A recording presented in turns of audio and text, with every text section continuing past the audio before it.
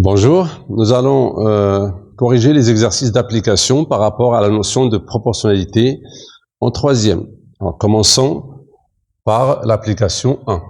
Est-ce que les tableaux suivants sont des tableaux de proportionnalité? Si oui, donnez le coefficient de proportionnalité. Donc, comme on avait dans le cours, pour vérifier si un tableau est de proportionnalité ou pas, il suffit de prendre par choix une ligne et la diviser par l'autre. Et il faut à chaque fois trouver le même résultat. Et il est toujours préférable de diviser la ligne où il y a les plus grandes valeurs. Comme ça, la division ne donne pas peut-être les nombres décimaux. Donc là, on peut commencer par 50 sur 20. Alors, si on fait 50 sur 20, on peut faire ça mentalement. Ça fait 5 sur 2, ça fait 2,5. 55 sur 25, est-ce que ça donne 2,5? Ça se voit que non. Parce que on peut faire à l'envers, 20 fois 2,5, ça fait 50. 25 fois 2,5. Déjà 25 fois 2, ça fait 50. Et le demi, donc la moitié de 25, c'est 12,5, ça doit donner 62,5. Ou bien 30, c'est plus clair avec 30. On voit que de 30 à 60, là, j'ai fait fois 2. Alors que là, j'ai fait pas fois 2, mais fois 2,5. Donc là, c'est non. Ce n'est pas une situation de proportionnalité. Comment rédiger ça? C'est simplement écrire, on a 50 sur 20, par exemple, égale à 2,5. Tu peux directement aller ici et dire 60 divisé par 30, ça fait 2. 2,5 différents. Ou bien vous pouvez directement faire comme ça si vous voulez gagner du temps. Donc là, vous faites donc 50 sur 20 est différent de 60 sur 30. Donc non, ce n'est pas une situation de proportionnalité. D'accord? Le deuxième cas est très simple. Je vois très clairement que je fais fois 4. On n'a que deux valeurs, c'est très simple. Fois 4. Donc, ou bien 200 divisé par 5, par 50, ça fait 4. 400 sur 100, ça fait 4 aussi. Donc, oui, c'est une situation de proportionnalité. Comment rédiger? Il faut écrire les deux rapports. On a 40 sur 100 égale à 4. À la ligne, 200 sur 50 égale à 4. Donc, c'est une situation de proportionnalité. Le coefficient de proportionnalité, ça sera 4. Ici, bien évidemment, il n'y a pas de coefficient de proportionnalité. Là aussi, bon, je vois très clairement que pour partir, vous pouvez aller de la deuxième à la première, parce que c'est plus simple. Je vois que pour aller de là à là, je fais fois, ce n'est qu'un déplacement de la virgule, 2 fois, donc ça fait fois 100. Il faut pas l'écrire comme ça si on n'est pas sûr que c'est valable partout. D'accord? Et je vois apparemment que c'est valable partout. Donc, fois 100, ça fait 7. Là, c'est valable, c'est valable, c'est valable. Et partout, c'est valable. Donc, oui, c'est une situation de proportionnalité avec facteur au coefficient de proportionnalité qui est égal à 100. Voilà, donc c'est tout pour l'application 1. On passe à la deuxième. Avec 75 bouteilles en plastique, on peut fabriquer 3 pulls en maille polaire. Calculez le nombre de pulls fabriqués avec 825. Alors, pure situation de proportionnalité. On présente ça sous forme d'un tableau. C'est très bien de faire comme ça.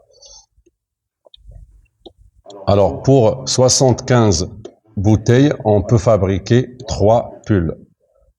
Le nombre de pulls, c'est ce qu'on cherche avec 825. D'accord? Ça serait bien de rajouter les deux lignes où vous expliquez vos valeurs. Donc là, c'est le nombre de bouteilles. Et là, c'est les pulls fabriqués. Alors, on cherche ça. C'est une situation de proportionnalité. Donc, le nombre de pulls, on va l'appeler X. Alors, X est égal à 3. On fait toujours la colonne ou bien la diagonale que nous avons, fois 825, divisé par 75. Donc, besoin d'une calculatrice. Alors là, 25 fois 3, donc il y aura en bas sur 25, donc 825 sur 25.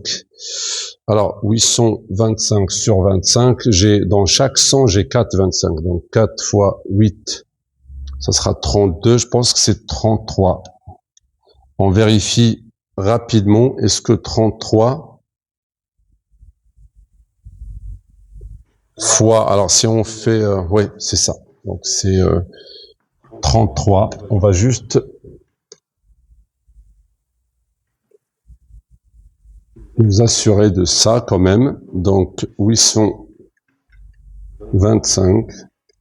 Bon, là, c'est clair qu'il y aura un 3 qui va partir, il reste 25 en bas. Égal, oui, c'est 33. Donc, c'est bien ça. Il faut faire la phrase à la fin. Donc, avec 825 bouteilles plastiques, on peut fabriquer 33 pulls.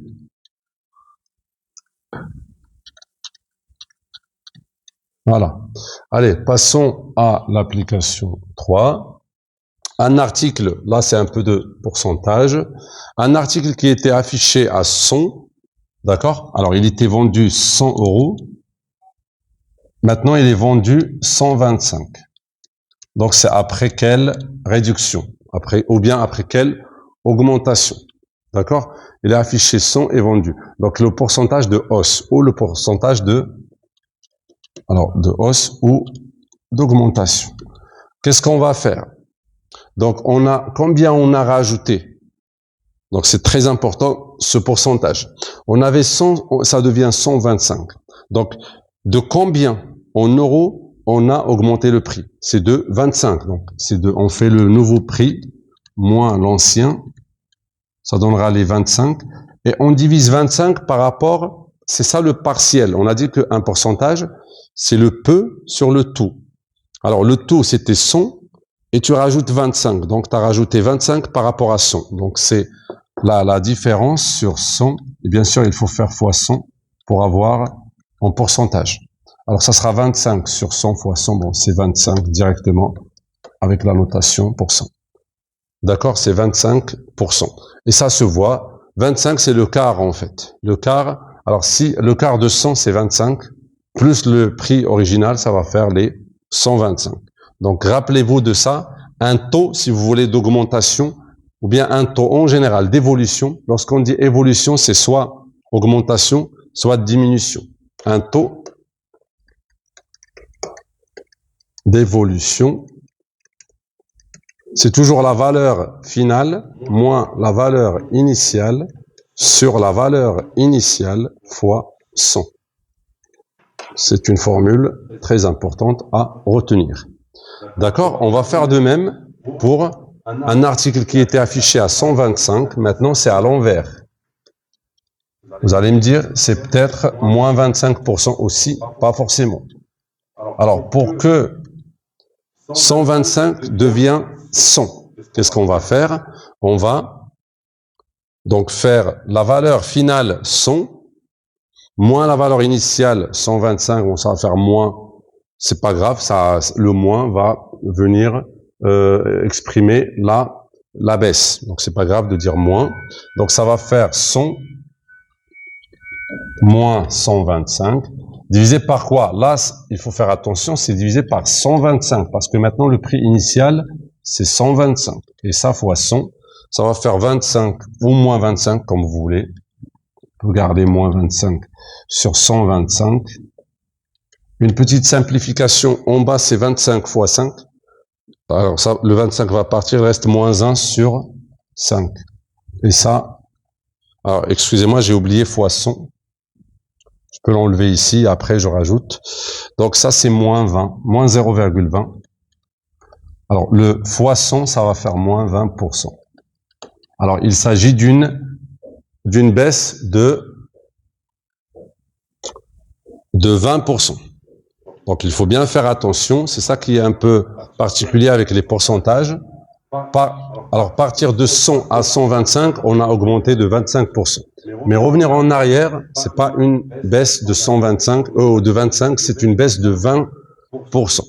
Pourquoi? Parce que c'est normal, parce que là, on a augmenté sur la base de 100. Donc on doit augmenter un peu plus. Alors que là, lorsqu'on baisse, on baisse par rapport à 125.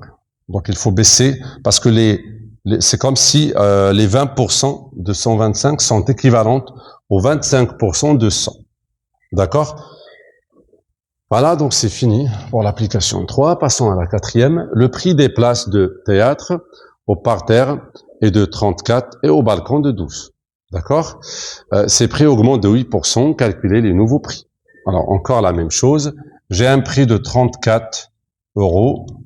Après une augmentation de 8%, ça devient combien? Et pareil pour 12 € qui augmente de 8%, ça devient combien? Alors, qu'est-ce qu'on va faire lorsque j'ai une augmentation?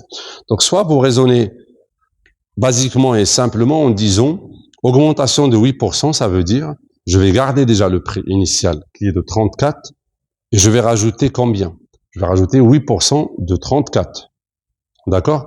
Donc, vous pouvez faire directement, ou bien 34 euros plus 8%. Alors, 8%, c'est toujours 8 sur 100. Alors, 8 sur 100 fois quoi? Fois les 34. Ça exprime l'augmentation.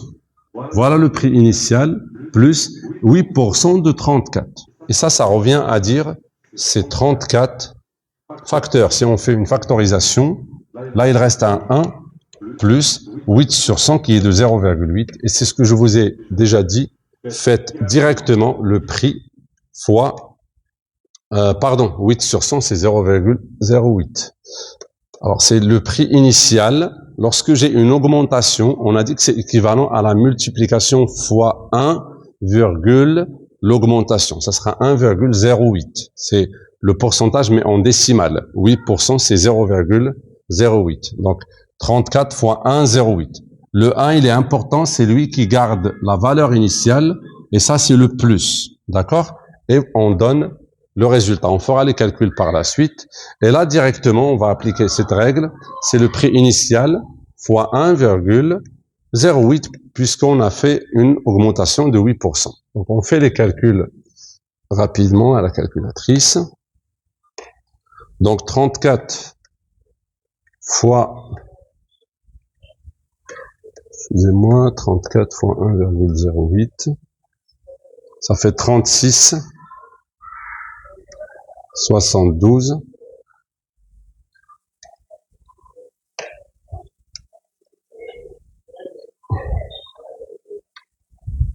Alors là, c'est 36,72 euros.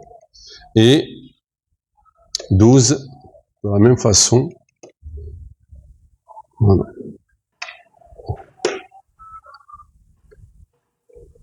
12 fois 1,08, ça fait 12,96.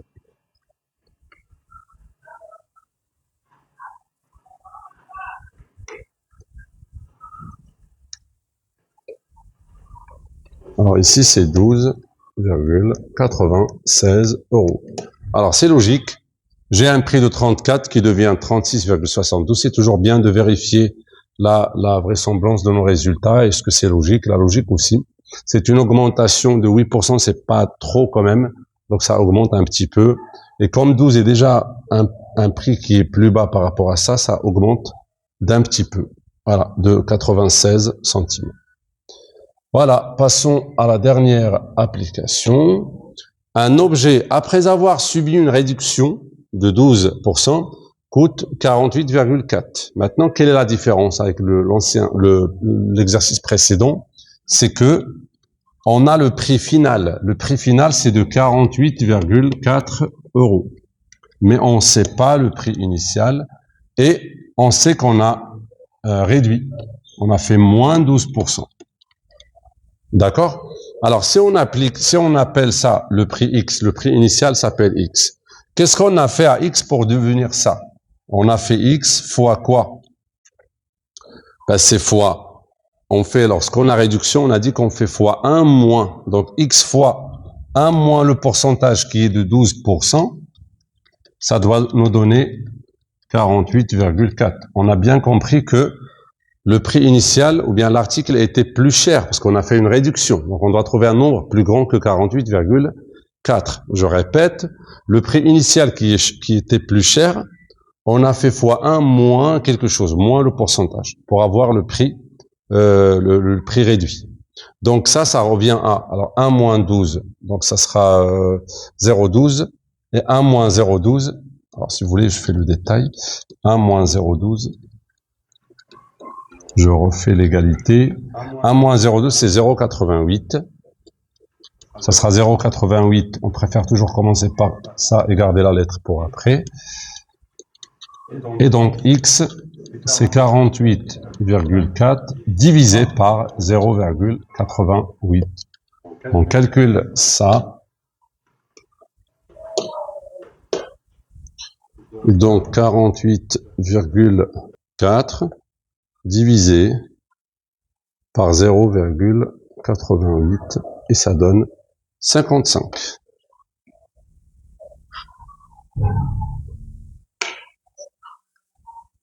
D'accord? Donc le prix avant était de 55 € qui devient 48,4 après une réduction de 12%. Et voilà, donc c'est tout pour les exercices d'application. Nous allons, dans la vidéo prochaine, passer aux exercices d'entraînement pour encore approfondir les notions vues dans la leçon de proportionnalité et un peu de pourcentage.